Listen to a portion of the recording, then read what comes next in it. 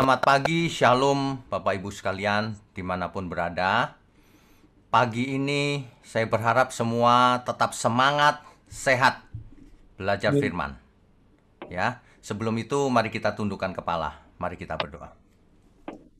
Bapa di surga, semakin hari dunia semakin tidak menentu, tapi kami mau belajar kebenaran. Agar kami boleh menyenangkan hati Bapa di surga, hati Tuhan Yesus. Sehingga seluruh hidup kami benar-benar berkenan bagi Tuhan. Pagi ini kami mau belajar, kiranya Tuhan berkati channel ini, seluruh channel yang menyiarkan program ini. Dan juga mohon berkati mulut hamba-Mu untuk menyampaikan kebenaran ini. Hanya di dalam nama Tuhan Yesus kami berdoa. Amin.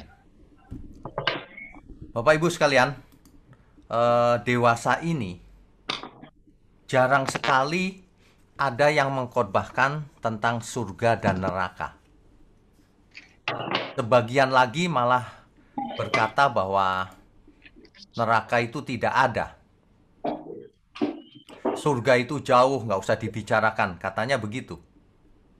Makanya kalau Bapak Ibu perhatikan, banyak sekali pengkhotbah-pengkhotbah yang cuma melucu, standing comedy, tidak serius mengajarkan kebenaran. Cuma mau mencari sensasi agar YouTube-nya rame. Begitu, bukan untuk meluruskan kebenaran. Ya, menghalalkan segala cara. Nah, pagi ini kita akan melihat bagaimana sih sebenarnya surga dan neraka itu. Ini sangat relevan dan sangat penting.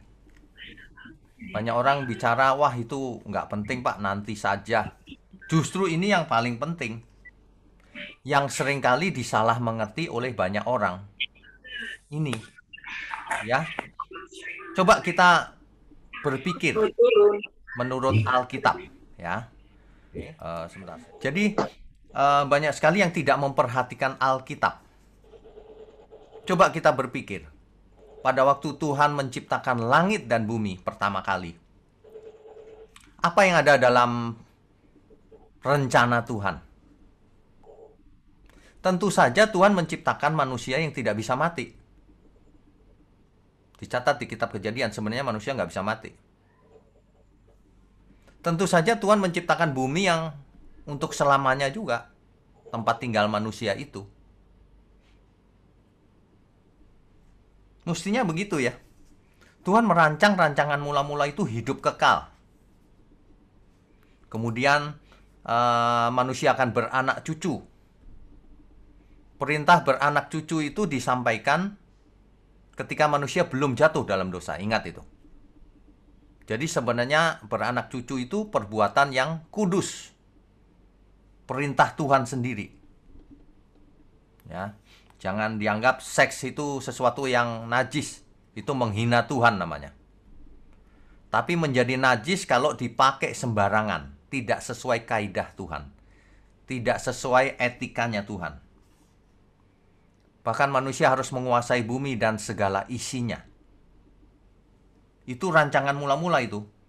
Bahkan bumi pun kekal. Bumi tidak akan dikutuk kalau manusia tidak jatuh dalam dosa. Ya. Nah, ini perlu dicamkan baik-baik. Rencana Tuhan itu sebenarnya pada mulanya. Tetapi bumi yang tadinya ini menjadi tempat tinggal manusia kekal, artinya apa? Artinya bumi ini sebenarnya surga. Rancangan mula-mula itu. Surganya manusia maksudnya. Kalau surganya Allah Bapa dan Tuhan Yesus ada sendiri. Manusia diciptakan langit dan bumi supaya jadi surganya manusia. Kalau manusia tidak jatuh dalam dosa, itu rancangan mula-mula. Ya. Tetapi karena manusia jatuh ke dalam dosa, maka rancangan itu berubah. Kalau tadinya hidup kekal setelah jatuh dalam dosa, ada kematian. Tapi ada yang tetap. Manusia jatuh dalam dosa tapi harus tetap beranak cucu. Meskipun itu tidak mutlak. ya, beranak cucu. Kemudian bumi akan menumbuhkan duri, onak. Artinya bumi tidak seperti rancangan mula-mula lagi. Manusia akan kesulitan di bumi. Harus bekerja keras untuk mencari nafkah. Harus bekerja keras untuk menaklukkan alam. Bahkan di masa depan, bumi akan menjadi lautan api. Itu yang disebut di kitab Wahyu dengan kalimat dalam teks asli Alkitab, limnentopuros, danau api. Jadi langit dan bumi akan jadi danau api. Itulah yang di Alkitab disebut dengan istilah Gehenna. Gehenna itu diterjemahkan menjadi hell atau neraka. Jadi bumi ini, karena manusia jatuh dalam dosa, akan menjadi lautan api atau danau api. Itulah neraka. Jadi hari ini neraka sudah ada atau belum? Belum. Karena bumi belum menjadi lautan api. Nah, orang salah mengerti selama ini. Bahkan para pengkhotbah banyak sekali yang ngawur-ngawur. Aku mengunjungi neraka gitu. Neraka yang mana itu yang dikunjungi? Gak ada. Itu berarti dia dua kemungkinannya. Berhalusinasi, bohong, atau dia memang mendapat penglihatan dari Tuhan. Itu penglihatan. Bukan bukan dia ke neraka, bukan. Karena neraka belum ada. Neraka itu bumi, langit dan bumi ini akan menjadi lautan api. Ini menurut teks Alkitab loh ya, tapi kalau menurut pikiran sendiri ya terserah situ kalau nggak percaya. Ya. Nah, karena manusia jatuh dalam dosa, maka semua bubar. Bumi ini pun akan dibubarkan oleh Tuhan. Tadinya surga menjadi neraka bumi ini nantinya. Ya. Nah, jadi kalau bumi ini tadinya dijadikan hunian kekal bagi manusia atau surga, maka yang akan datang, langit dan bumi yang sekarang ini akan menjadi lautan api atau danau api, yaitu neraka. Lalu bagaimana dengan manusia? Tuhan sangat mengasihi ciptaannya. Sehingga ketika manusia jatuh dalam dosa, langsung Tuhan mengeluarkan nubuatan bahwa keturunan perempuan ini akan meremukkan kepala si ular. Si ular di situ pasti figuratif, bukan ular beneran. Sebab kalau ular beneran ya sekarang kita ke kebun binatang saja dimatiin semua ular, mati, menang kita. Itu lambang dari setan atau iblis ya. Makanya menafsir Alkitab itu nggak boleh sembarangan. Ada yang harafiah, ada yang figuratif. Harus mengerti, harus tepat konteksnya. Kalau nggak nanti ngaco. Ya, oke. Nah, karena bumi yang sekarang ini akan menjadi neraka, hancur, hangus oleh api, maka Tuhan menciptakan bumi yang baru. Nah, ini dia. Akan ada bumi yang baru. Bumi yang lama ini akan lenyap. Coba kalau kita perhatikan ya, dicatat nih Bapak Ibu, penting sekali. Sebenarnya Alkitab kita itu dari awal sampai akhir, itu cerita tentang langit dan bumi. Dibuka dengan Kejadian 1 ayat 1. Pada mulanya Allah menciptakan langit dan bumi. Supaya manusia hidup di langit dan bumi yang kekal ini. Tetapi karena manusia jatuh dalam dosa, langit dan bumi yang sekarang tidak kekal lagi. Bahkan akan dihanguskan oleh api.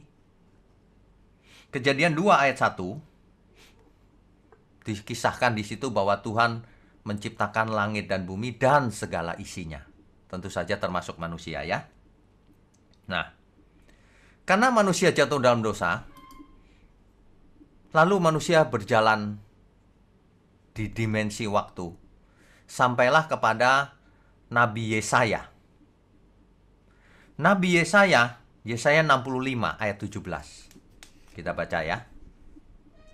Yesaya 65. Di zamannya Nabi Yesaya, kira-kira 700 tahun sebelum Kristus inkarnasi ke bumi, yaitu Yesaya pasal 65 ayatnya yang ke-17.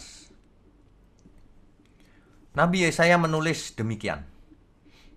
Sebab sesungguhnya aku menciptakan langit yang baru dan bumi yang baru. Hal-hal yang dahulu tidak akan diingat lagi. Dan tidak akan timbul lagi dalam hati.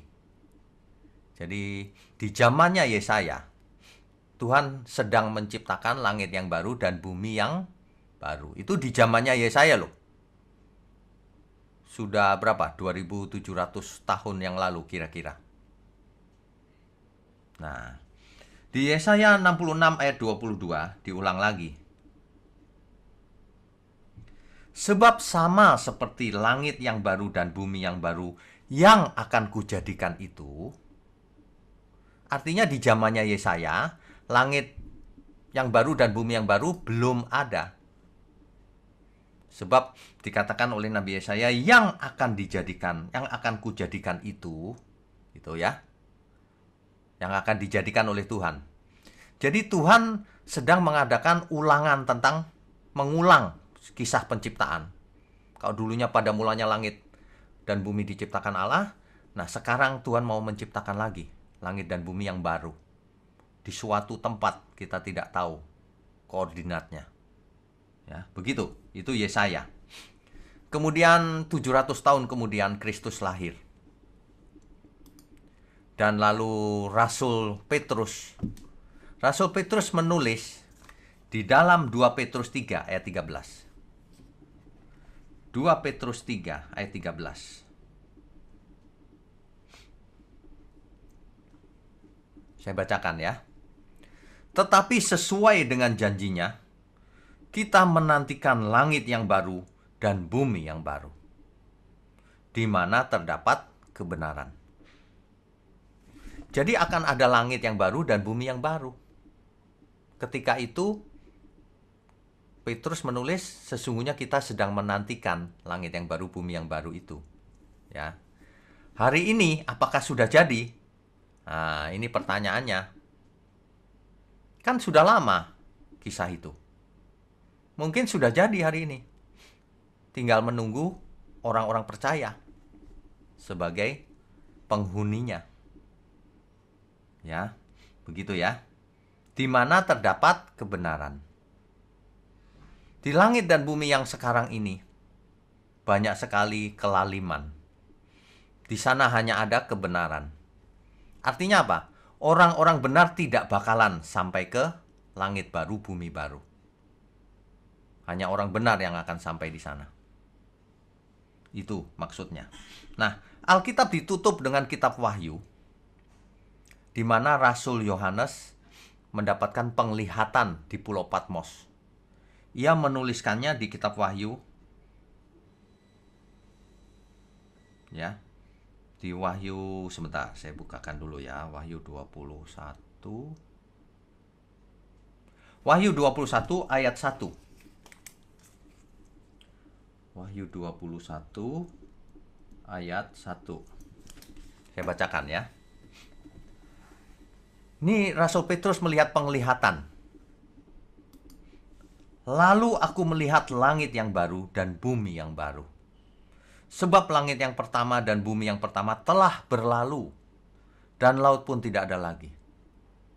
Sudah lewat, sudah nggak ada lagi langit yang lama dan bumi yang lama, sudah nggak ada. Ya. Nah, perhatikan baik-baik.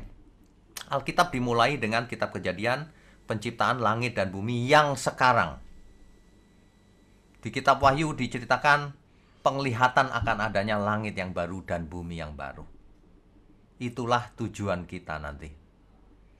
Itulah surganya manusia yang baru. Langit dan bumi yang baru. Jelas ya semua ya. Nah, kalau orang tidak mengerti hal ini, dia akan ngarang-ngarang. Surga itu dunia roh, Pak. Neraka itu dunia roh. Nah, gitu-gitu ngarangnya. Tidak berdasarkan Alkitab. Bahkan tidak sedikit para dosen atau yang mengaku pendeta tidak mengerti hal ini. Perhatikan saja khotbahnya. Makanya mereka nggak pernah mengkhotbahkan surga dan neraka kan? Karena tidak baca Alkitab. Pengertiannya mistis semuanya. Padahal Alkitab itu nyata. Rencana Tuhan itu nyata. Ya. Lalu apa yang terjadi dengan langit dan bumi yang sekarang ini? Ya, apa yang terjadi? 2 Petrus 3 ayat 10 dan 12. 2 Petrus 3 ayat 10 dan 12. Saya bacakan ya. Bapak Ibu perlu ingat baik-baik. Alkitab itu tidak boleh ada yang diabaikan. Tidak boleh ada yang tidak mau, ditolak gitu. Tidak boleh. Ini ayatnya. 2 Petrus 3 ayat 10. Tetapi hari Tuhan akan tiba seperti pencuri. Maksudnya, tidak ada yang tahu waktunya. Pada hari itu langit akan lenyap dengan gemuruh yang dahsyat. Dan unsur-unsur dunia akan hangus dalam nyala api. Jadi hancur oleh nyala api. Dan bumi dan segala yang ada di atasnya akan hilang lenyap. Ayat 12 ya. Yaitu kamu yang menantikan dan mempercepat kedatangan hari Allah. Pada hari itu langit akan binasa dalam api, dan unsur-unsur dunia akan hancur karena nyalanya. Jadi langit dan bumi yang kita huni sekarang ini, itulah nasibnya di masa depan. Akan hancur oleh api, hangus. Ya. Itu jelas sekali. Prinsip membaca Alkitab itu begini. Kalau ada ayat yang jelas sekali itu, pakai aja itu. Nanti ada ayat lain yang agak pakai lambang, simbol dan sebagainya. Tetap tidak mungkin menentang ayat yang ini. Artinya kita cukup mengerti begini, cukup. Ya. Jangan kalau nggak mengerti yang lain, asal salah satu mengerti, menerangkan topik yang sama, nah itu cukup. Ya. Nah, jadi yang sekarang ini bagaimana sebenarnya? Nanti akan hancur. Nanti. Lah sekarang bagaimana keadaannya? 2 Petrus 3 ayat 6 sampai 7. Langit dan bumi yang sekarang ini dikisahkan begini. Dan bahwa oleh air itu bumi yang dahulu telah binasa dimusnahkan oleh air bah. Dulu ada air bah membinasakan semua manusia ya. Ayat 7, tetapi oleh firman itu juga, langit dan bumi yang sekarang terpelihara dari api. Masih dipelihara dari api, nggak kena api maksudnya. Dan disimpan untuk apa? Untuk hari penghakiman dan kebinasaan orang-orang fasik. Jadi yang sekarang ini masih dipelihara dari api, nanti tunggu saatnya. Di hari penghakiman untuk siapa? Orang-orang fasik. Itu artinya ya. Ya, saya rasa itu jelas. Jadi apa yang harus kita lakukan kalau itu yang terjadi? Kita baca ayat 2 Petrus 3 ayat 11 sampai 12. Ayat 11 sampai 12. Saya bacakan ya. Jadi jika segala sesuatu ini akan hancur secara demikian, betapa suci dan salehnya kamu harus hidup. Betapa suci dan salehnya kamu harus hidup. Itu maksudnya. Teologi yang benar, firman yang benar, akan mengarahkan manusia pada keselamatan. Ini contohnya. Kalau mau selamat dari api itu, betapa suci dan salehnya kita harus hidup. Siapa? Yaitu kamu yang menantikan dan mempercepat kedatangan hari Allah. Pada hari itu langit akan binasa dalam api dan unsur-unsur dunia akan hancur karena nyalanya. Begitu. Jadi harus demikian. Ayat 13 dan 14-nya mempertegas sekali lagi. Tetapi sesuai dengan janjinya, kita menantikan langit yang baru dan bumi yang baru di mana terdapat kebenaran. Ayat 14-nya. Sebab itu, saudara-saudaraku yang kekasih, sambil menantikan semuanya ini, kamu harus berusaha. Harus berusaha. supaya kamu kedapatan tak bercacat dan tak bernoda di hadapannya dalam perdamaian dengan Dia. Jadi harus apa? Berusaha hidup saleh, suci. Ada pengajaran yang bilang kita nggak perlu berusaha, Pak.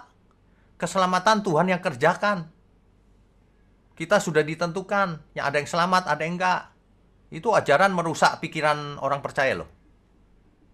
Padahal firman Tuhan jelas kita harus berusaha agar hidup tak bercacat, tak bercela. Ada lagi ajaran yang mengatakan, manusia nggak bisa sempurna, Pak. Manusia.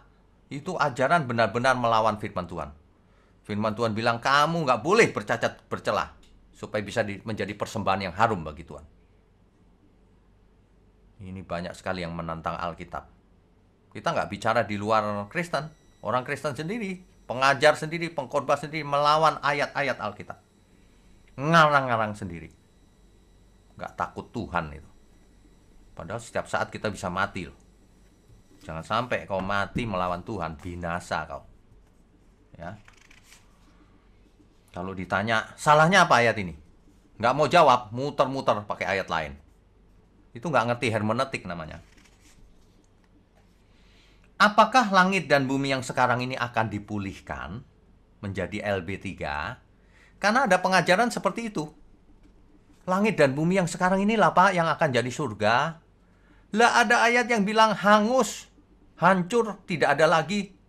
Kok dipulihkan, ngarang-ngarang itu. Ayat Alkitab berani dilawan. Ada yang mengatakan begitu. Di gereja-gereja di sekeliling kita ini. Nanti bumi kita ini akan dipulihkan menjadi bumi yang baru. Itu ngarang namanya. Ada yang cerita sama saya, seorang profesor juga mengatakan demikian. Salah itu. Salah. Langit dan bumi itu hancur. Nggak direnovasi. Ya.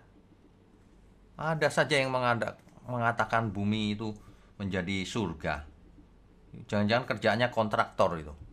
Bumi mau direnovasi sama dia. Aduh. Coba kita baca Yohanes 14 ayat 2.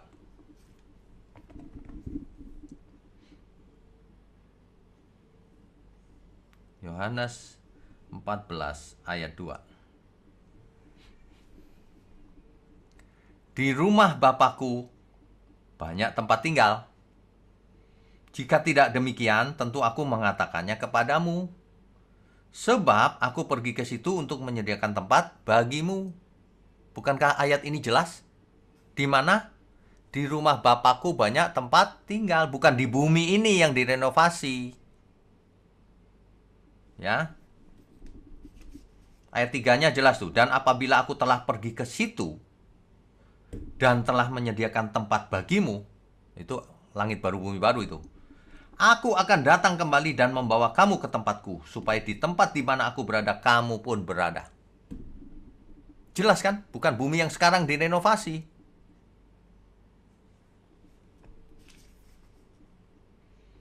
Kisah Rasul 1 ayat 11.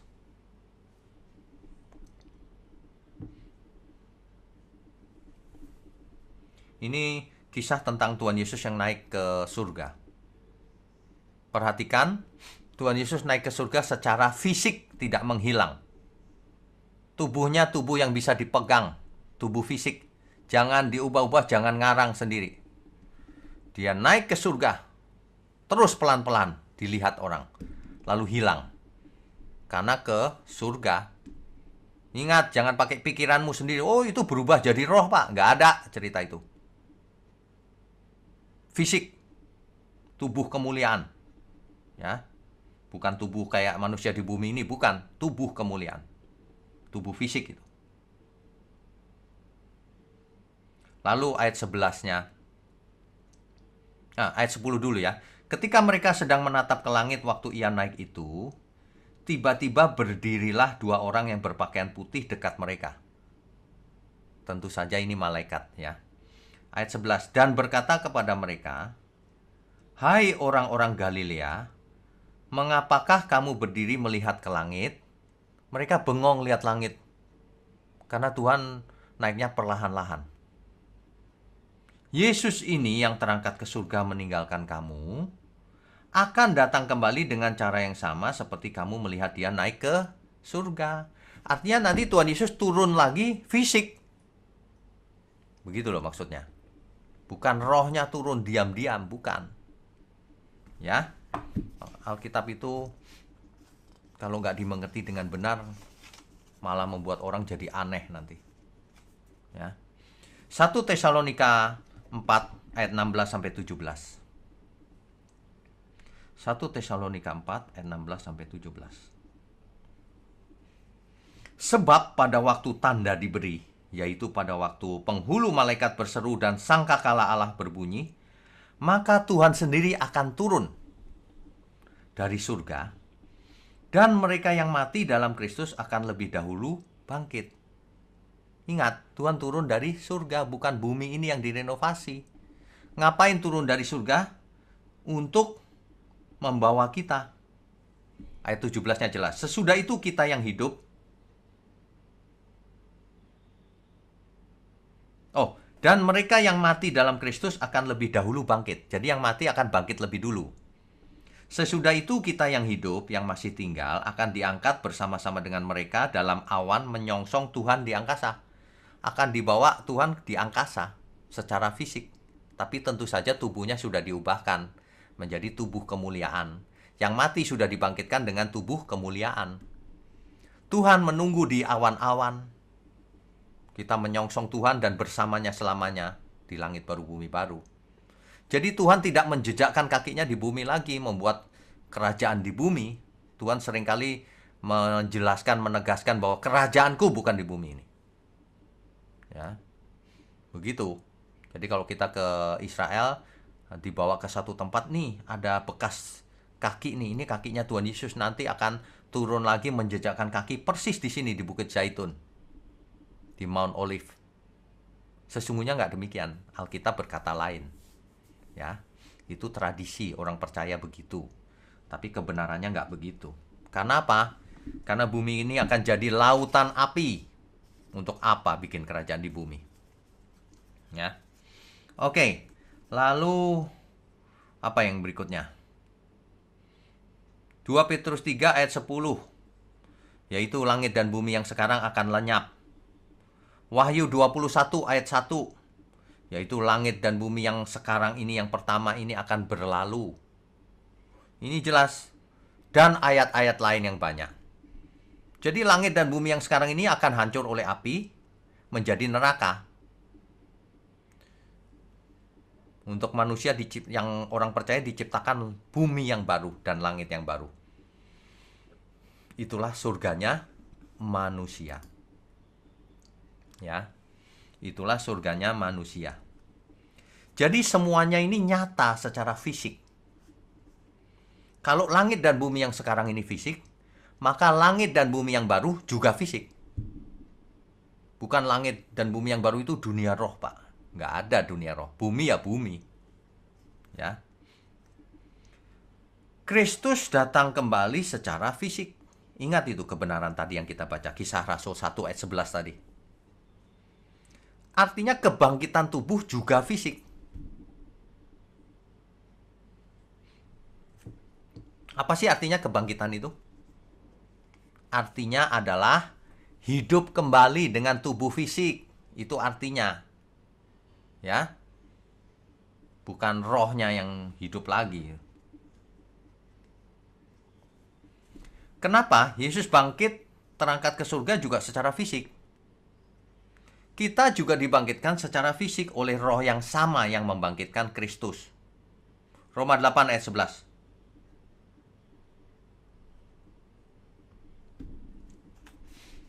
Dan jika roh dia yang telah membangkitkan Yesus, roh yang membangkitkan Yesus dari antara orang mati diam di dalam kamu, ini pasti Roh Kudus maksudnya. Ya. Maka ia, yaitu Roh Kudus itu, yang telah membangkitkan Kristus Yesus dari antara orang mati, akan menghidupkan juga tubuhmu yang fana itu oleh rohnya yang diam di dalam kamu. Jelas ya? Jadi Tuhan dibangkitkan oleh Roh Kudus, Roh Allah, hidup lagi dengan tubuh fisik. Tubuh kemuliaan tentunya. Akhirnya menjadi tubuh kemuliaan.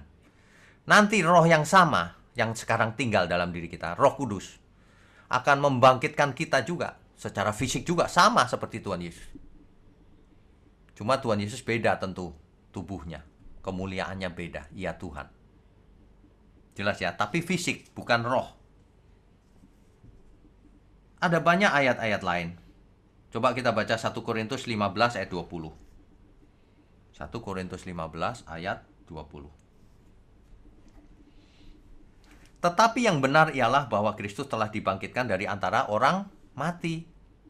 Bangkitnya secara fisik atau roh? Fisik. Sebagai yang sulung dari orang-orang yang telah meninggal. Apa maksudnya sebagai yang sulung? Yang pertama bangkit dan tidak pernah mati lagi.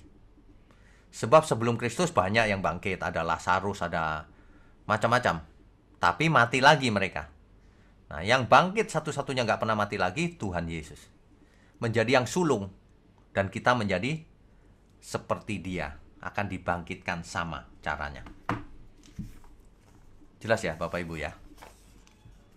Kalau kebenaran itu harus semua ayat itu saling mendukung, saling melengkapi, saling menjelaskan.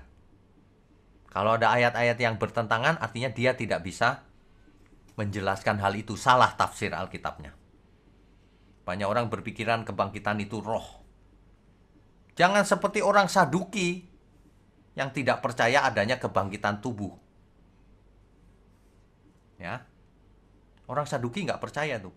Kalau orang Farisi percaya ada kebangkitan. Kebangkitan tuh maksudnya ya hidup lagi dengan tubuh lagi gitu. Coba orang-orang yang berpikir bahwa kebangkitan itu roh. Jadi kalau orang mati lalu rohnya bangkit gitu keluar dari tubuh. Itu bukan kebangkitan, itu bukan bangkit, bukan hidup lagi. Itu mati masih. Sebab tubuh tanpa roh itu mati. Demikian juga roh tanpa tubuh sama aja. Itu roh. Atau hantu bahkan. Ya. Jadi kalau orang mati rohnya memang keluar dari tubuh, tapi bukan itu kebangkitan. Kenapa? Karena nanti ketika Tuhan Yesus datang barulah terjadi kebangkitan. Padahal roh sudah keluar dari tubuh. Apakah rohnya mati? Enggak. Ini kebenaran ini nggak bisa disangkal loh oleh siapapun. Kalau orang sering membuat teori sendiri, dia nggak mengerti. Dia mengabaikan ayat-ayat ini berarti. Ya. Nanti roh itu akan diberi tubuh baru, tubuh fisik. Setelah Tuhan Yesus datang, pada waktu Tuhan Yesus datang. Itulah kebangkitan tubuh. Itulah yang dimaksud kebangkitan daging. Banyak orang mengaku punya pengakuan iman rasuli tapi nggak percaya kebangkitan daging. Padahal di situ aku percaya kepada kebangkitan daging. Ya. Makanya jangan pakai pikiran sendiri.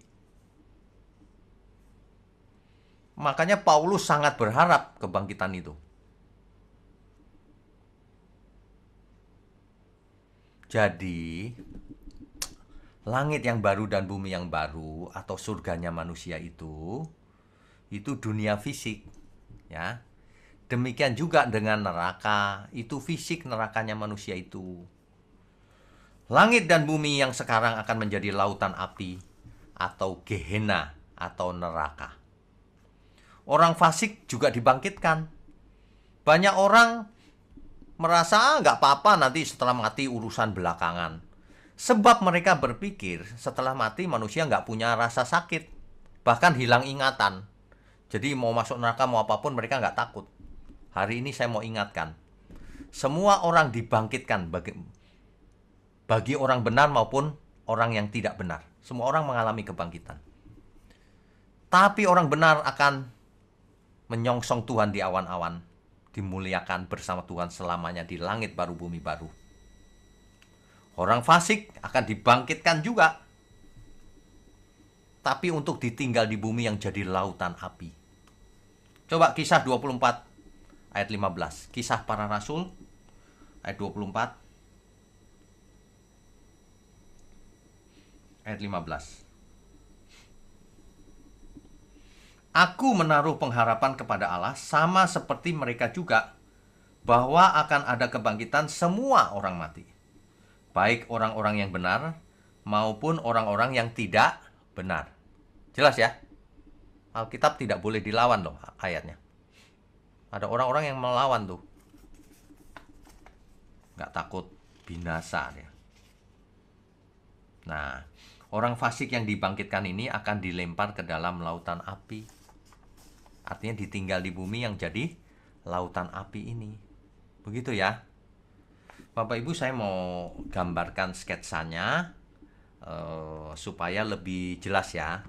Tapi untuk itu saya mau share screen-nya dulu supaya bisa dilihat di layar. Sebentar ya, saya share dulu.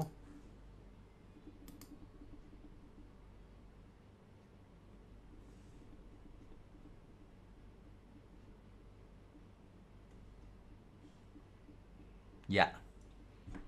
Oke. Jadi gambarnya begini, Bapak Ibu. Kita bicara zaman sekarang ya. Yang perjanjian lama sudah nggak usah diceritakan dulu ya. Yang sekarang aja dulu. Pak, maaf tidak kelihatan screen-nya, Pak. Tidak kelihatan? Iya, Putih kan beda. screen-nya? Putih ya. Ya benar, saya belum gambar. Ini mau Oh, gambar. oh, maaf, maaf.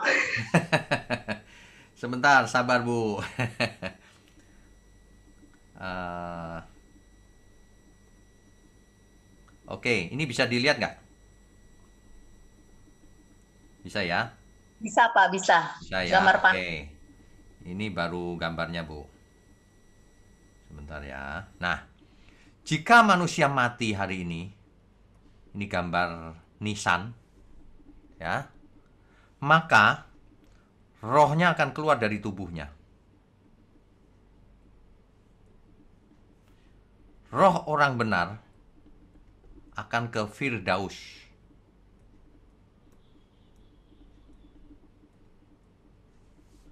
Firdaus itulah yang disebut dengan pangkuan Abraham. Sama. Artinya dunia roh yang nyaman bersama Tuhan.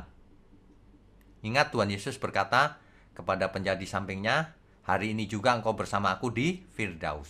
Ya. Sedangkan orang fasik, rohnya akan menuju yang namanya Hades. Dunia orang mati atau alam maut. Di sana roh itu bisa merasakan sengsara dan masih punya keingatan yang penuh sadar. Inilah kesalahan banyak orang, seolah-olah setelah mati tidak ada kesadaran.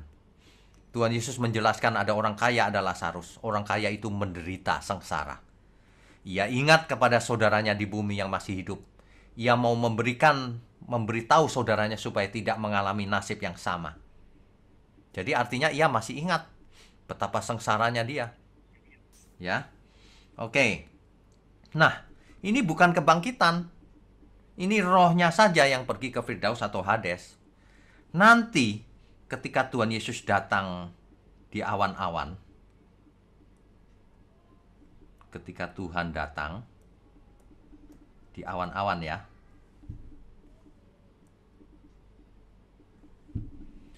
roh-roh inilah yang dibangkitkan. Dibangkitkan ya, bangkit.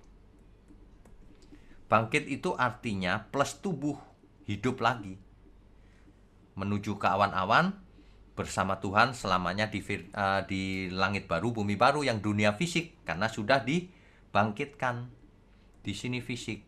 Awan-awan juga fisik, Tuhannya juga fisik. Tubuh orang percaya yang dibangkitkan juga fisik. Yang di Hades juga dibangkitkan.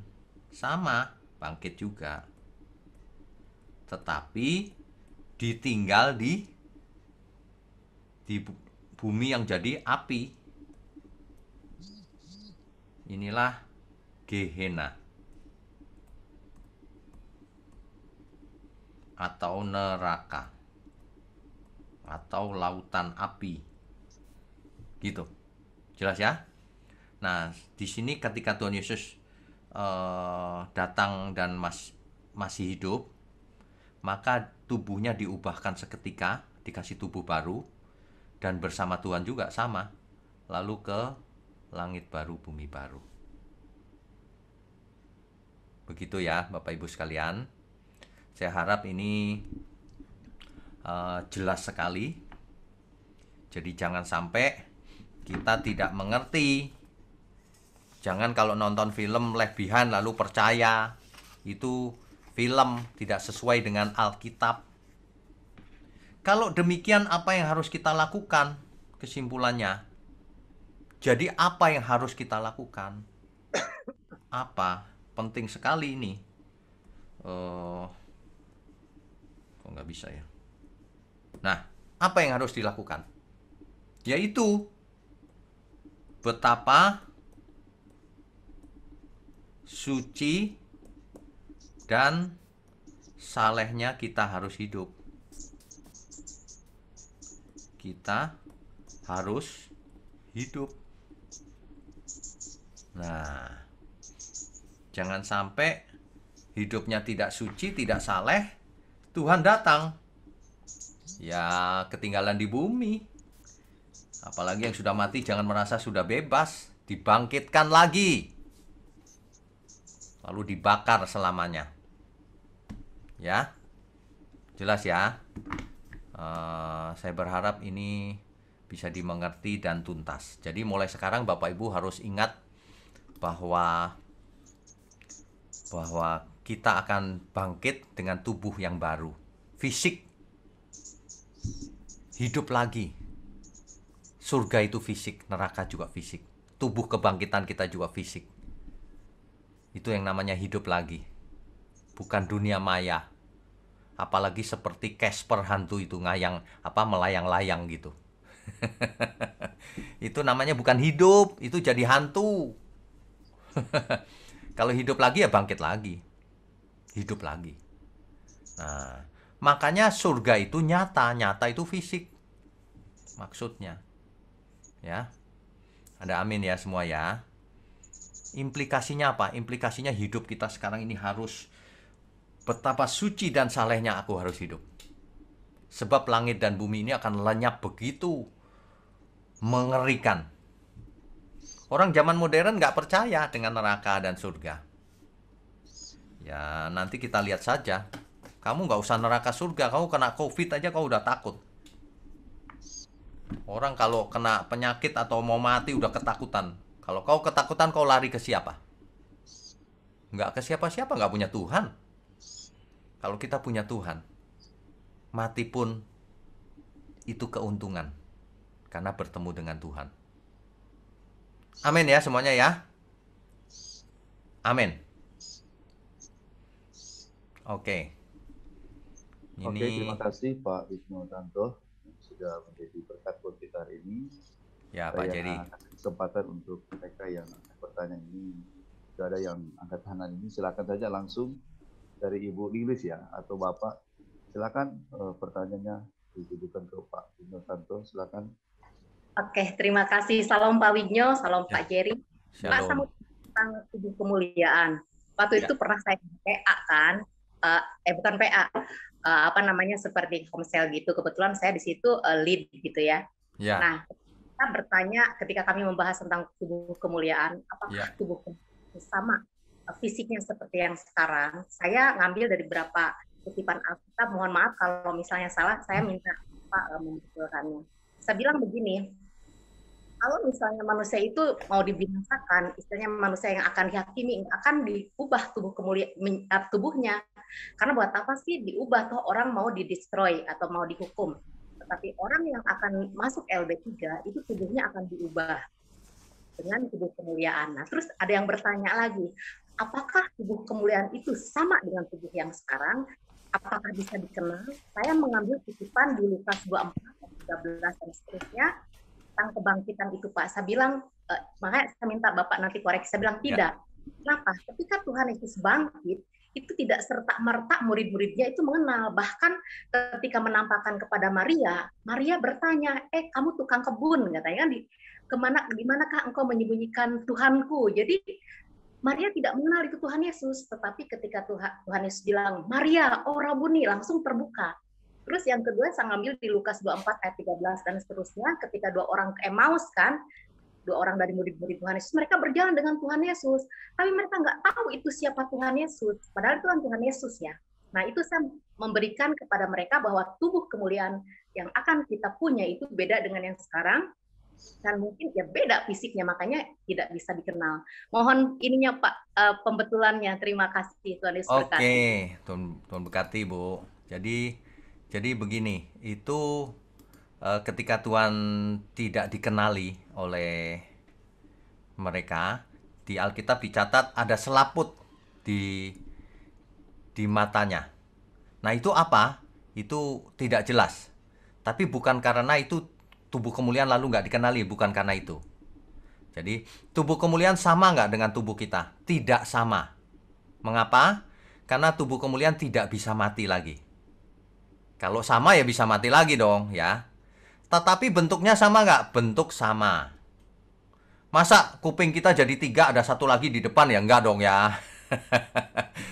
Tubuh kemuliaan ya begini. Masa cowok nanti jadi cewek? Ya enggak juga. Artinya hidup lagi. Gitu. Itu tubuh kemuliaan. Tapi tentu beda.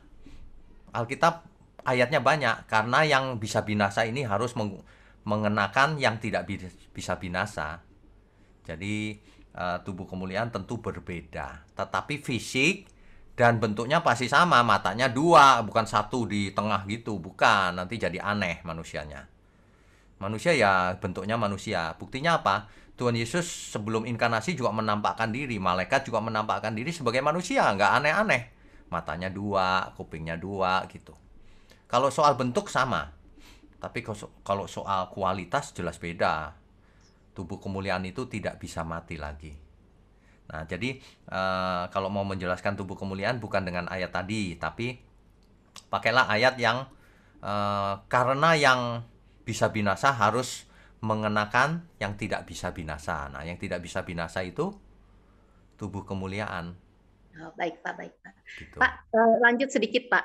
Terus ditanya lagi, kan Tuhan Yesus itu bisa menembus tembok, menembus dinding rumah ya. Terus betul. Apakah ketika manusia sudah di sorga kita bisa menembus tembok? Saya bilang ya tidak dong. Ya, kita kan bukan Tuhan Yesus. Tetap saja kualitasnya beda. Tuhan Yesus bisa menembus tembok. Kalau kita di sorga, kalau kita bisa menembus tembok, nggak ada privasi dong. Saya jawabnya gitu Pak. Mohon koreksi. Ya sebenarnya gini, kita belum tahu surga seperti apa ya. Dan kita belum merasakan tubuh kemuliaan kita kan. Kalau Tuhan Yesus bisa menembus tembok, itu tidak heran. Kenapa? Segala kuasa di langit di bumi dalam tangannya. Kan gitu kan? Tapi kalau kita nggak tahu nanti diberi kuasa seperti apa. Kan memerintah bersama Tuhan Yesus. Kalau kita diberi kuasa menembus tembok, bisa saja. Tapi nggak tertulis di Alkitab. Jadi saya nggak bisa jawab seperti itu. Kita nggak tahu. Gitu. Tapi yang paling penting adalah kalau nama kita tercatat dalam kitab kehidupan. Kalau kita boleh ke sana. Kalau kita nanti bersama Tuhan. Dan tidak bisa mati lagi selamanya. Nggak ada sakit di sana. Nggak ada pandemi. Ya. Oke. Baik Pak. Terima kasih Tuhan Yesus berkati. Tuhan berkati. Oke, terima kasih Bu Lilis. Dan tadi saya lihat ada pertanyaan yang kedua dari Bapak Yustiawan ya. Baru ada Ibu Lina ya. Oke, langsung saja Pak Yustiawan supaya hemat waktu. Ya, selamat pagi. Pak Wikyo, saya mau bertanya ya, waktu Tuhan Yesus naik ke surga itu ya, tubuh Yesus kan tubuh kemuliaan. Ya. Apakah tubuh kemuliaan Tuhan Yesus berbeda dengan tubuh Bapa yang di surga, Pak? Oke. Ini pertanyaannya bagus sekali. Jadi Allah Bapa di surga itu roh, tidak berbentuk fisik. Tidak bisa dilihat. Apa ya? Tidak bisa dilihat juga. Tapi kalau Tuhan Yesus menampilkan diri dalam penglihatan yang fisik. Ya kan? Ya. Seringkali begitu. Jadi tentu saja berbeda ya. Kalau Allah Bapa itu roh. Tuhan Yesuslah yang akan memerintah, yang mewakili Bapanya di surga. Ya. Terus satu lagi Pak. Kalau orang-orang yang terdahulu yang sudah mati itu ya. Orang yang percaya itu masuk ke taman Firdaus. Nah, roh itu apakah bisa merasakan enaknya itu sama dengan fisiknya? Gitu. Ya, oke. Tentu saja roh itu mau di Firdaus, mau di Hades, semua masih sadar dan masih ingat. Artinya bisa merasakan kebahagiaan bersama Tuhan, bisa juga merasakan kalau di Hades sengsara alam maut. Begitu. Kan kalau merasakan itu kan berbentuk fisik, Pak. Tidak juga. Memangnya perasaan Bapak berupa fisik? Kan kalau roh itu kan nggak bisa dicubit ya, Pak ya. Jadi Ya, tapi hati, perasaan, pikiran ada nggak fisiknya? Nggak ada, Pak. oke. Apalagi roh. Ini kita tahunya bukan karena kita ngarang atau kita pintar, bukan. Karena Tuhan Yesus berkisah tentang orang kaya dan Lazarus. Nah, orang kaya sudah mati, masih ingat saudaranya kan, merasakan sengsara. Lazarus enak di pangkuan Abraham, kan gitu kan. Jadi, roh itu masih bisa merasakan, bahkan masih ingat. Oke. Terus begini ya, Pak ya. Satu hari bagi Tuhan itu sama dengan 1000 tahun. Apakah keabadian itu sama oleh Tuhan sama dengan satu hari, Pak? Oke, ini kalau baca Alkitab itu tidak boleh diartikan secara harafiah. Ya, itu adalah lambang bahwa waktunya Tuhan itu beda dengan waktunya kita. Gitu loh. Oke. Jadi nggak boleh, oh itu 1000 tahun itu maksudnya 1000 tahun kalender kita gitu. Nggak begitu ya. Ya, beda ya. Beda. Jadi maksudnya itu adalah waktu Tuhan beda dengan waktu kita, itu aja sih. Ya. Terakhir Pak ya, 2 Petrus 3 ayat 10. Nah, apakah arti lenyap itu Pak ya? Apakah seperti membakar kertas lalu hilang lenyap atau gimana Pak lenyapnya itu? Oke, mengerti. Kalau matahari itu terbakar sampai sekarang, tidak habis kan? Ya. Tapi bisa habis miliaran tahun ke depan, nggak tahu kapan habisnya juga. Nah, kira-kira seperti itu, Pak. Oh ya, paham Pak. Terima kasih Pak. Apalagi, Oke, terima kasih Pak Gustiawan. Ini saya lanjut saja langsung ke ya, Ibu Lina. silakan. Habis Ibu Lina ada Dr. Grace sama Bapak Budi Santoso ya, yang akan bertanya. Silakan Ya. langsung Ibu Lina.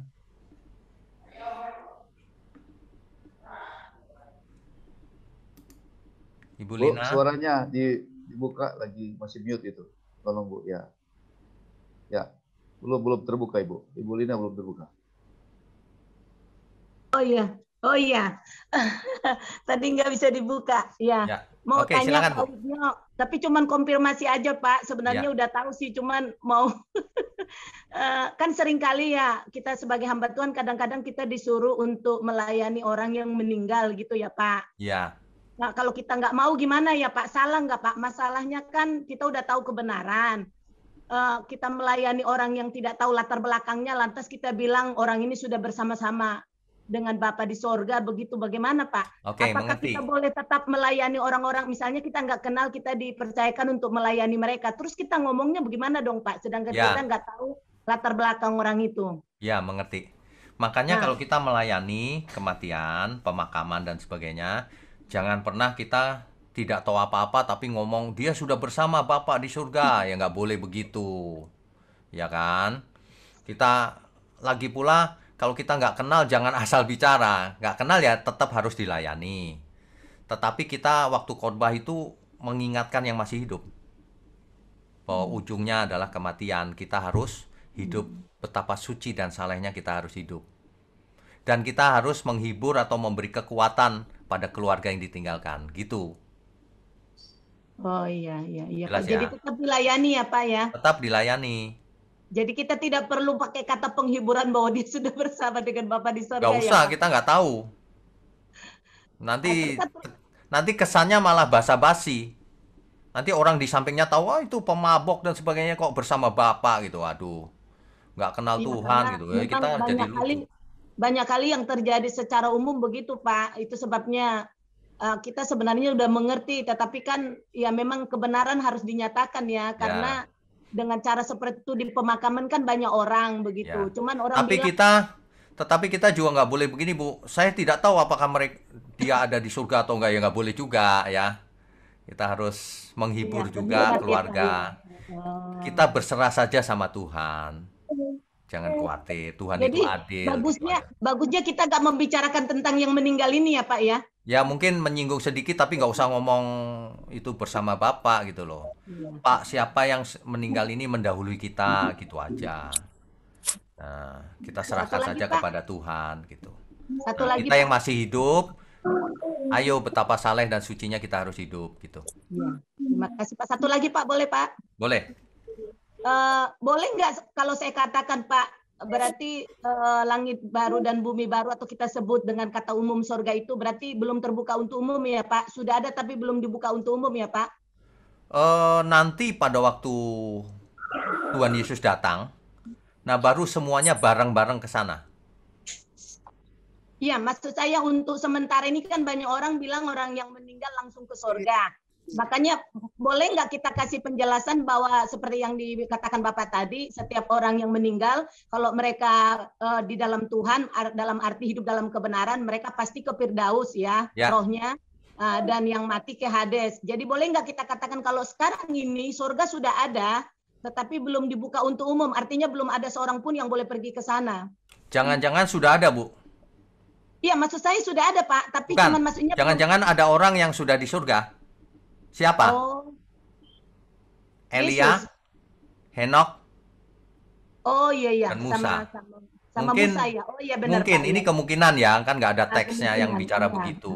Iya, tapi Tapi- untuk umum belum ya Pak ya. Belum. Nanti bersama Karena banyak Tuhan orang semuanya. yang sudah pergi ke surga Pak. Jadi memang perlu kita perjelas ya begitu Ya, ya, ya, perjelas ya. gitu. Nanti Ibu kalau ketemu orang yang nggak percaya bahwa enggak itu langsung ke surga gitu, Ibu tanya aja begini, lalu nanti kalau Tuhan Yesus datang, kebangkitan itu maksudnya apa? Apakah orang di surga disuruh keluar dulu dibangkitkan lagi atau bagaimana? Gitu aja. Oke, Pak Ya, Wisnu. oke, Tuhan berkati. Tuhan Yesus memberkati Pak. Oke, terima kasih Ibu Lina. Saya langsung ke Dr. Grace ya, karena sesuai dengan urutannya. Ya, Dr. Grace. Lalu Mbak Budi dan ada Pak David ya. Mana? Ya. Terakhir Iya, Pak salam, David Pak nanti Wisnu. ya. Ya, silakan Bu. Iya, salam Pak Wigno. Shalom. Kalau di kedokteran kan tanda-tanda orang mau meninggal kan ada ya Pak Wigno. Ya, Nadinya melambat apa. Terus kalau secara roh itu gimana kita tahu kita sudah mau meninggal gitu loh Pak Wigno. Kan Tuhan nggak mau kasih tahu toh ke kita. Tapi Oke. iya. Jelas ini pertanyaannya. Jadi begini, Bu Grace. Kalau fisik yang meninggal ada tanda-tandanya. Seperti di bidang kedokteran itu. Tapi kalau roh keluar dari tubuh, nggak ada tandanya. Nggak terlihat karena roh. Nah, begitu. Udah, begitu aja jawabannya. Oh iya. Iya Pak Wigno. Karena roh tidak bisa mati kan, Bu? Iya. Gitu. Jadi, yang bisa kita kenali ya kematian fisik. Iya, baik Pak Wigno. Ya. Nanti Terima kasih. kebangkitan fisik juga bisa kita kenalin ketika kita dikasih tubuh baru, kita lihat banyak orang tubuhnya juga baru gitu.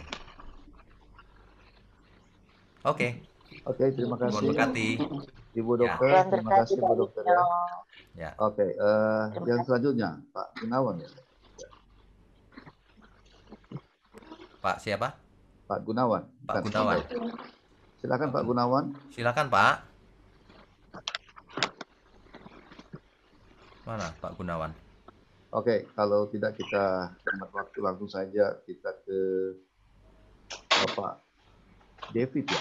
Pak David, David. silakan. Pak David, silakan Pak David. Iya, shalom Pak Wigno. Shalom Pak Martin. David. Iya, ini nama anak saya David. Oh iya, Sebelumnya, iya. Ini Ya. ada satu pertanyaan Pak. Bagaimana ya kalau kita mati nanti tubuh macam apa ya? Kan ada yang meninggal dalam bentuk bayi, ada yang cacat, ada yang udah tua renta gitu. Tubuh Ya. kalian itu yang seperti apa yang kita Ya. kenakan nanti gitu. Makasih Pak. Oke. Jadi rohnya kan kalau orang benar kan ke Firdaus, Pak. Nanti ketika dibangkitkan tentu diberi tubuh kebangkitan namanya. Nah, tubuh kebangkitan ini tubuh yang tidak bisa mati lagi. Tubuh kemuliaan. Tentu saja yang cacat-cacat sudah tidak ada lagi juga, sudah disembuhkan. Jadi berangkat ke surga dengan tubuh yang sempurna, tubuh kemuliaan. Kalau bayi dikasih tubuh dewasa nggak? Ya enggak, kemungkinan besar bayi tetap bayi. Ingat, di surga, di langit dan bumi yang baru terjadi pertumbuhan juga.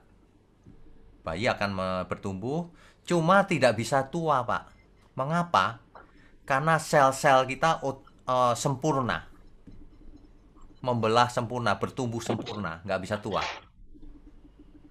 Begitu. Kenapa bisa tua sekarang? Gitu. Para ilmuwan tahu bahwa sel kita ketika membelah, hasil pembelahannya itu tidak sesuai dengan aslinya, turun kualitasnya. Jadi dengan berjalannya waktu, sel menua, lama-lama tua dan mati. Begitu? Berarti tubuh kebangkitan itu tubuh kita yang sempurna ya, walaupun kita tua tapi sempurna gitu ya. Enggak, nanti diberi tubuh yang baru. Tubuh yang muda, baru. Ya. Muda lagi. Oh, muda ya, berarti ya dong. Sesuai dengan keadaan kita waktu paling fit gitu Pak ya maksudnya. Ya, kira-kira begitu. Karena sel-selnya sempurna, jadi nggak mungkin tua, Pak. Baik Pak, jelas Pak. Ya, Tuhan berkati. Terima kasih Pak. Terima kasih. Kita langsung saja ke Pak Budi Santoso ya. Pak Budi, silakan. Anita baru, silakan. Ya, shalom Pak Wignyo. Shalom Pak Budi. Ya, ini yang saya tanyakan karena saya ini orang awam ya, jadi bukan dari teologi ya. Jadi yang saya tanyakan bahwa bagaimana keberadaan orang yang dia sudah tua, tentu saja untuk pergi ke gereja secara tidak bisa. Tetapi ketika orang itu itu orang tua saya sendirilah. Karena kami dalam satu keluarga itu kan berbeda-beda, jadi beda artinya bahwa ini tidak banyak kepercayaan. Ya. Lalu pada waktu beliau sakit, saya sampaikan bahwa dia minta didoakan, saya doakan. Menurut Alkitab, Pak, saya sampaikan hanya kalau Bapak percaya kepada Tuhan Yesus, Bapak akan diselamatkan. Saya sampaikan gitu. Ya. Doakan, lalu aminkan saja apa yang jadi doa saya. Ya. Nah, kalau menurut Alkitab, ya, walaupun beliau ini seringkali diarahkan, ya gitulah namanya, kita kan berbeda-beda. Ya. Jadi bagaimana keberadaan orang yang demikian, Pak? Maksudnya apakah ke atau di mana? Di Hades atau di mana ini? Oke, saya mengerti pertanyaannya. Oke, makasih Pak Wignyo. Ya. Seringkali begitu ya, orang tua kita, leluhur kita dulu belum kenal Tuhan Yesus. Lalu bagaimana? Nah, ini dia. Alkitab itu mencatat loh sebenarnya. Ini topik khusus, Pak. Panjang penjelasannya. Cuma pasti ditentang banyak orang. Karena banyak orang nggak baca Alkitab sih. Pilih-pilih ayat. Tuhan Yesus itu mengasihi semua orang. Kecuali orang yang menentang dia. Kecuali orang yang memusuhi Tuhan Yesus. Kecuali orang yang jahat, kecuali orang yang tidak mau bertobat, ngeyel terus sampai mati. Kecuali orang yang membenci sesamanya, kecuali orang yang ya jahat gitu. Nah, bagaimana Tuhan menghakimi? Tuhan adalah hakim yang adil. Dia tahu, Pak. Di Alkitab dicatat di kitab Roma, bangsa-bangsa lain yang tidak memiliki Taurat, nggak ngerti kitab Taurat, Pak, nggak punya, tetapi melakukan apa yang dituntut oleh hukum Taurat, ia dibenarkan. Nah, itu mau dihapus kitab Roma ayat itu, kan nggak? Tuhan itu adil. Kalau orang nggak pernah mendengar Tuhan Yesus yang benar tuh bagaimana sih, dengarnya yang salah terus, ya nanti dihakimi menurut nuraninya pasti. Tuhan adil kok. Kita serahkan kepada Tuhan saja. Kita nggak boleh menghakimi juga. Kalau orang mau bertobat detik terakhir, ya kita layani. Siapa tahu berarti gini, Pak ya. Menurut Alkitab berarti kemungkinan, menurut Alkitab bukan kemungkinan, Pak ya. Menurut Alkitab bahwa orang yang walaupun keberadaan sudah senja pun bisa masuk ke Firdaus gitu, Pak ya. Tuhan yang menghakimi, Pak. Saya tidak bisa memastikan. Tapi Tuhan yang menghakimi secara adil. Kalau orang itu bersih hatinya ya, tidak ada kejahatan dan sebagainya ya, kemungkinan iya. Karena kitab Roma berkata demikian. Orang nggak punya Taurat, apalagi punya Injil, nggak punya. Tapi melakukan apa yang dituntut oleh Taurat, ia yang dibenarkan. Terus bagaimana Pak kalau sekarang kan keberadaan si ibu saya ini sudah memang Pak, sekarang sudah umurnya hampir 90 tahun. Ya. Beliaunya ini sakit sekarang sudah gini ya, stadiumnya sudah Ya. keberadaannya makan sudah, tapi beliau ini minta didoakan terus. Ya. Jadi saya doakan saja gitu. Ya. Nah, itu kan suatu niat yang baik, Pak, minta didoakan. Bapak ceritain aja yang sederhana saja. Sebenarnya Tuhan, nanti kita ketemu Tuhan. Itu aja. Yang bisa kita lakukan adalah semaksimal yang kita bisa lakukan gitu, Pak. Saya rasa Tuhan itu memang benar-benar adil dan mengasihi manusia kok. Jadi bukan memandang agama, Pak ya? Ya? Bukan terikat pada agama seseorang itu ya. Lah saya mau kasih tahu begini, emangnya Kristen masuk surga? Pasti. Banyak orang Kristen cuma KTP-nya yang Kristen. Ya. Jadi bukan soal agama, Pak. Soal Tuhan berkenan atau tidak. Oke. Terima kasih Pak Wetnyo. Tuhan berkati. Oke, Tuhan berkati. Oke, terima kasih Pak Budi Satoso. Sebelum kita ke Ibu Anita, Pak melanjutkan pertanyaannya Pak siapapun tadi yang mati tadi, apakah itu hanya hidup di zaman sebelum Taurat atau zaman Taurat atau zaman hidup kasih karunia kalau mereka hidup dengan soal berbuat baik? Mungkin penegasannya, Pak. Oke. Kitab Roma ditulis di zaman anugerah, Pak. Kitab Roma loh itu, Rasul Paulus. Jadi sampai sekarang pun Tuhan akan melihat kalau seseorang nggak pernah dengar Injil, tapi dia berusaha mencari Tuhan cuma nggak tahu, nggak ketemu Injil. Tapi ia melakukan hukum yang terutama yang Tuhan Yesus ajarkan, yaitu mengasihi sesamanya. Oke, makasih Pak Wigno. Ya, oke. Ini hanya penegasan saja. Ya. Saya langsung ke Ibu Anita. Nanti dari Ibu Anita ada Malui Sitorus, juga ada Dona Purba dan Otniel ya, yang nanti silakan langsung saja. Shalom, selamat pagi Pak Wigno. Selamat pagi, Bu. Saya pertama sekali bergabung. Ya. Saya cuma mau bertanya, kan sering kita lihat kalau kayak di Facebook atau di mana-mana dikatakan untuk orang meninggal turut berduka cita, tapi banyak juga yang mengatakan damailah bersama Bapa di surga. Ya. Pertanyaan saya Pak, apa yang tepat untuk kata-kata di sana? Oke, kalau baik. saya pribadi kan belum tentu orang itu orang benar, belum Ya. tentu masuk surga. Ya. Makasih Pak. Ya, oke. Jadi kalau kita ingin mengucapkan tapi kita nggak tahu orangnya kan, jadi jangan dia sudah bertemu, sok tahu namanya itu. Kalau kita nggak tahu ya kita turut sepenanggungan. Kiranya keluarga yang ditinggalkan diberi kekuatan, diberi penghiburan oleh Tuhan. Begitu aja. Makasih Pak. Ya, oke. Terima kasih. Saya langsung ke Malui Sitorus ya. Langsung Ibu. Tingkat aja pertanyaannya. Selamat Malui. pagi Pak, Salam. Shalom. Pak, saya mau tanya, kita di surga, roh kita masih bisa berjumpa dengan contoh seperti suami, seperti saudara. Ada perjumpaan nggak ya Pak? Oke, mengerti.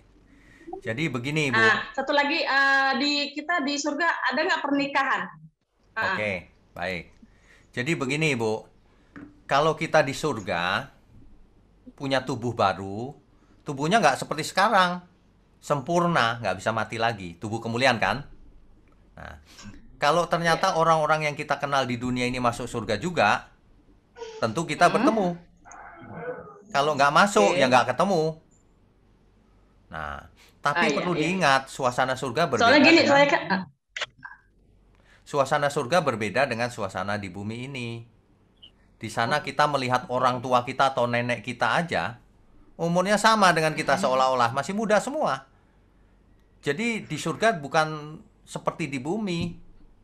Udah nggak perasaan orang tua dan sebagainya sudah nggak ada semua. Karena kenapa? Lah kita melihat. Berarti tidak mengenal ya Pak ya? Loh, mengenal. Bisa tahu, bisa tidak. Mengenal. Kalau ketemu ya kenal, kalau nggak ketemu ya enggak gitu loh. Terserah Tuhan saja. Iya kan? Ya, soalnya gini, maka saya bertanya Pak, soalnya orang mengatakan kalau saya ajak orang ibadah kan, mati aja sendiri-sendiri, mana mungkin jumpa di apa? Mati aja kita nggak akan jumpa gitu loh Pak. Maka saya tanya. Kalau mati nggak jumpa itu karena kau ke neraka. Oh. Kalau sama-sama ke surga, jumpa. Iya Pak. Iya dong. Kalau sama-sama ke surga ya pasti jumpa. Sama-sama bertemu Tuhan kok nggak jumpa itu bagaimana maksudnya ya? Okay. Apakah di surga ada pernikahan? Ya mungkin seperti Bapak bilang tadi, mungkin tempatnya beda-beda gitu Pak. Makanya Ya, dia bisa ngomong seperti juga. itu, mungkin tempatnya beda-beda. Ya, bisa juga. Tapi kan bisa tempatnya sama. Iya. Kita nggak tahu aja, jadi nggak usah sok tahu. Apakah Ya, ada betul. pernikahan? Itu kan pertanyaan berikutnya. Ah, Ya terserah Tuhan Iya, lah, Pak, kita nggak tahu. Terserah Tuhan. Kan kita tidak tahu. Wong belum sampai di sana. Iya kan? Lah kalau Tuhan suruh menikah, emang itu dosa? Adam dan Hawa dulu disuruh menikah. Padahal itu rencananya bumi jadi surga loh, dulu itu. Kalau sekarang orang, nggak ada. Ya udah, nggak apa-apa juga. Tapi pastikan kita ke sana dulu. Nanti terserah disuruh Tuhan apa saja, kita nurut saja. Gitu aja jawabannya. Nggak ada pernikahan, ya udah nggak ada, ya nggak apa-apa. Kalau Tuhan bilang ada, ya nggak apa-apa juga. Terserah lah, itu nggak penting. Oke Pak. Amin ya. Oke, Tuhan berkati. Oke, terima kasih ya. Kita masih ada beberapa orang yang bertanya. Kita langsung saja ke Ibu atau apa Dona Purba ya. Habis Dona Purba ada Oatmeal. Silakan. Ya, silakan. Pertanyaannya.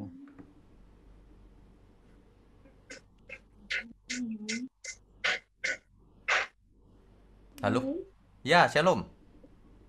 Belum Suaranya dibuka, nggak ada, Ibu. Bu. Ibu, ya. Ini Pak, saya hanya mau bertanya sedikit tentang bagaimana dengan yang katanya ada 1000 tahun damai di bumi. Saya nggak dengar, suaranya kecil, Bu. Halo, Suaranya kecil, Ibu. Tolong, Ibu, suaranya kecil. Ya, mendekat. saya cuma mau bertanya Pak, ini bagaimana dengan ada yang tertulis di Alkitab tentang 1000 tahun damai Pak, di bumi. Oh, oke, baik. Pertanyaannya bagus nih. Ya. Begini, di Alkitab itu banyak sekali simbol-simbol ya. Simbol itu masing-masing punya pengertian. Tapi saya mau tegaskan bahwa di bumi ini itu nanti ketika Tuhan datang kembali, itu langsung terjadi. Tuhan menunggu di awan-awan. Jadi tidak akan bikin kerajaan di bumi, itu sudah pasti. Ayatnya bicara begitu. Nah, soal damai di bumi dan sebagainya, gonjang-ganjing di bumi, ya itu nanti dibahas secara khusus. Nggak ada masalah itu. Sama dengan sebelum hari kedatangan Tuhan kan ada bencana, ada ini, ada itu. Ya itu bagian dari itu semua, Bu. Seolah-olah bumi biasa-biasa saja, tiba-tiba Tuhan datang gitu. Ya kan? Nah, jadi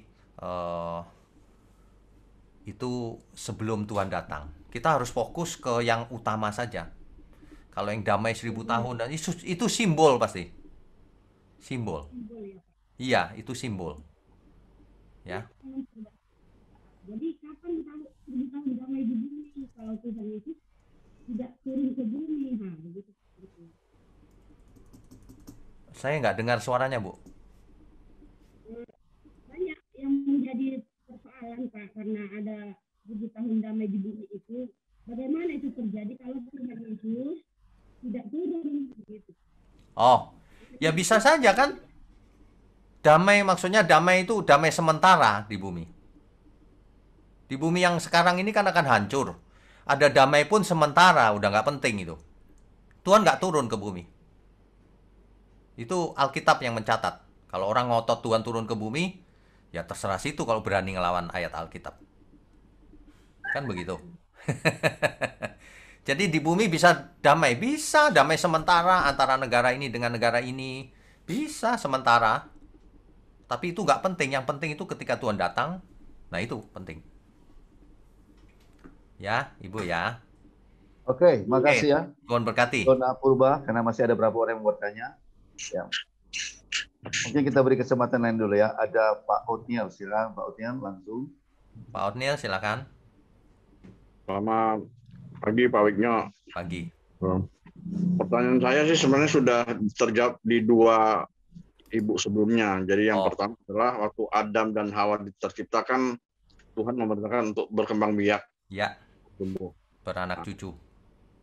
Apakah di sorga juga akan terjadi hal yang sama? Satu. Yang kedua, tadi sudah juga terjawab bahwa apakah kita saling mengenal kalau masuk di sorga? Ya. Antara istri, antara orang tua. Itu aja Pak. Tadi kayaknya terjawab ya. Atau Pak Wigno bisa melengkapi. Ya.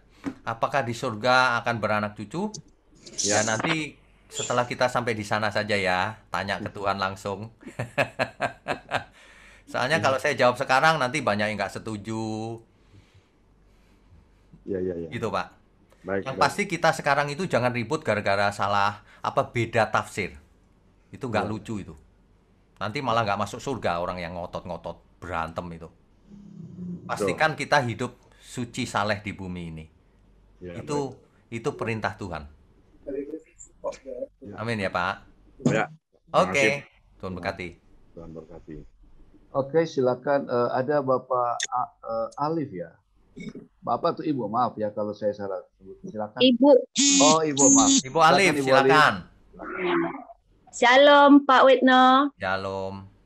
Oh, saya baru pertama bergabung dengan Bapak di sini. Saya sekali. dari Batam. Batam, oke. SKI Batam. Temannya Ibu Lilis bukan? Iya Pak. Oke, silakan. Saya mau nanya ini Pak. Dia kan sudah meninggal udah beberapa tahun gitu. Siapa? Terus manusia Oke. gitu. Ya. Nah, dia sudah meninggal beberapa tahun, udah lama. Terus dia digali, dipestain lagi, dijadikan bisa jadi 3 hari, pestanya gitu. Apa boleh seperti itu, Pak? Oke, pertanyaannya jelas, Bu. Baik, saya jawab ya. Jadi memang di dunia ini ada praktek-praktek budaya tertentu yang seperti itu, ya. Tapi yang perlu ditekankan adalah bahwa tubuh mayat itu sudah tidak ada rohnya. Jadi kalau manusia mau memestakan dan sebagainya ya itu nggak ada gunanya sih sebenarnya. Cuma kalau itu tradisi dilakukan ya terserah situ ya. Tetapi sudah tidak ada rohnya dan tidak ada gunanya. Karena rohnya menuju kalau orang percaya ke Firdaus, kalau orang fasik ke Hades, gitu Bu. Jadi ya terserah mereka lah, tapi itu nggak ada gunanya sebenarnya. Jelas ya Bu? Terima kasih Pak. Oke, Tuhan berkati. Ibu Laruna. Ibu Laruna, silakan. Salam Pak, selamat pagi, salam sehat. Selamat pagi, sehat Bu, semangat. Sehat Pak. Ya silakan Bu. Saya mau bertanya Pak Wi, orang kan kalau meninggal selalu ditulis selamat kembali ke rumah Bapa, kami sayang tapi Tuhan lebih sayang. Apakah itu Alkitabiah Pak? Kalau orang meninggal karena kecelakaan disambar petir, apakah Tuhan sayang? Oke, karena pertanyaannya 100% jelas. orang meninggal selalu tulisannya seperti begitu. Ya. Terima kasih Pak, Tuhan berkati. Tuhan berkati. Ya. Oke Ibu, jadi sebentar ya. Ya. Ibu Laruna tolong di-mute ulang ya, Pertanyaannya Pak. Ya, sudah jelas. Jadi begini Bu, kematian seseorang itu tidak menggambarkan apakah Tuhan mengasihinya atau tidak. Bukan itu. Sebab kematian beberapa hamba Tuhan karena COVID bukan karena Tuhan tidak sayang, bukan. Ya. Ada lagi dulu di gereja mula-mula para rasul malah dipancung, digantung, diseret, ditombak, macam-macam, Bu. Bukan karena Tuhan tidak sayang, bukan. Iya. Jadi bukan cara matinya yang mengakibatkan Tuhan sayang atau tidak sayang. Tapi selama kita hidup, apakah kita mengasihi Tuhan, menyenangkan Tuhan atau tidak? Itu. Kalau cara matinya bisa macam-macam, Bu. Iya. Nggak penting cara matinya. Ya. Jelas ya? Iya. Oke, Tuhan berkati. Oke, terima kasih Bu ya. Tuhan Kita langsung berkati. ke pertanyaan terakhir kayaknya ini. Ya, terakhir, Pak. Yulandi, Ibu Yulandi Tandi. Langsung Bu, angkat pertanyaannya. Silakan Bu Yulandi. Suaranya tidak dengar, Bu. Suara Ibu Yulandi tidak terdengar. Ini kedengaran, Pak? Nah, ya, sudah. Silakan. Ya, Pak. Iya, saya ingin bertanya tentang tadi ada ibu yang menanyakan tentang kawin mengawinkan ketika di surga. Nah, saya ada pernah baca di dalam Matius 22 ayat 30, Pak. Di sini dikatakan ayat 30 karena pada waktu kebangkitan orang tidak kawin dan tidak dikawinkan melainkan hidup seperti malaikat di surga. Itu bagaimana Pak dengan penjelasan Bapak tadi? Terima kasih. Ya. Jadi Ibu harus baca satu perikop utuh. Itu orang Saduki yang tidak percaya kebangkitan. Orang Saduki bicara soal kawin dikawinkan. Ini loh, kalau suaminya mati kan adiknya harus gantikan. Kalau mati lagi adiknya lagi, terus begitu. Itu tradisi perkawinan Levirat namanya. Nah, lalu orang Saduki sengaja menjebak Tuhan Yesus kan. Kalau gitu nanti di surga siapa suaminya? Gitu kan? Tuhan berkata, di surga itu nggak begitu, nggak kawin dikawinkan begitu, nggak ada itu tradisi Levirat seperti itu. Gitu loh. Nah, jadi nanti kamu akan hidup seperti malaikat. Apanya yang seperti malaikat? Hidup seperti malaikat, melayani Tuhan. Jadi terserah Tuhan semuanya. Apakah ada pernikahan? Ya kita tidak tahu. Nggak ada juga nggak apa-apa, nggak penting. Kalau Tuhan misalnya perintahkan lagi seperti langit bumi pertama kali penciptaan, beranak cuculah, memangnya kita berani nolak? Nggak juga ya. Makanya sekarang kita nggak boleh mengambil kesimpulan, ada atau tidak ada. Nggak begitu. Jadi kalau ada orang yang nggak ada Pak, ya oke, saya setuju juga, nggak apa-apa, itu nggak penting kok memang. Mau ada nggak ada itu nggak penting. Intinya itu kita nurut perintah Tuhan saja gitu. Betul Pak ya, berarti ya. Iya, amin ya. Baik, makasih Pak. Oke, amin. Oke, ya terima kasih ya karena waktulah yang memisahkan kita hari ini. Tapi saya percaya semua pertanyaan tadi sudah terjawab oleh Pak Wigno. Saya percaya kebenaran firman Allah tidak terbatas untuk kita hari ini. Roh Kudus bekerja buat kita untuk lebih memahami akan maksud daripada tema atau topik kita hari ini. Terima kasih untuk Pak Wigno dan juga terima kasih untuk semua bapak-bapak atau ibu yang sudah tergabung di lewat Zoom dan sudah bertanya. Ya, dan juga kepada sahabat-sahabat Amigos yang sedang mendengarkan kebenaran ini, juga kami sapa dan ucapkan terima kasih. Kita akan jumpa lagi dalam pertemuan akan datang dengan narasumber yang sama, Pak Wigno Tanto. Dan untuk itu saya serahkan kembali ke Pak Wigno untuk dalam doa dan atau closing statement. Silakan Pak. Baik. Jadi hari ini kita belajar bahwa kita hari ini sebelum kedatangan hari Tuhan, kita harus ingat firman betapa suci dan salehnya kita harus hidup. Jadi kita harus berusaha hidup suci, saleh, tidak bercacat, tidak bercela dalam segala hal. Itu maksudnya. Ya. Lupakan saja teologi yang mengatakan kamu sudah selamat, nggak usah ngapa-ngapain selamat. Nanti malah binasa itu. Kita itu harus melakukan kehendak Tuhan selama hidup kita. Jangan nganggur, jangan pasif. Ada amin semua ya. Saya percaya firman ini memberkati kita semua. Sebelum ditutup, mari kita tundukkan kepala. Bapa di surga, terima kasih. Kami percaya firman-Mu penuh kuasa mengubah setiap kami yang mengerti dengan benar. Kau berkati channel Radio Amigos ini dan seluruh pelayan Tuhan yang ada di dalamnya. Juga Engkau berkati kami semua. Kami sambut segala berkat yang turun dari Bapa kita di surga, dari Tuhan Yesus, di dalam persekutuan dengan Roh Kudus, sampai selama-lamanya. Haleluya. Amin.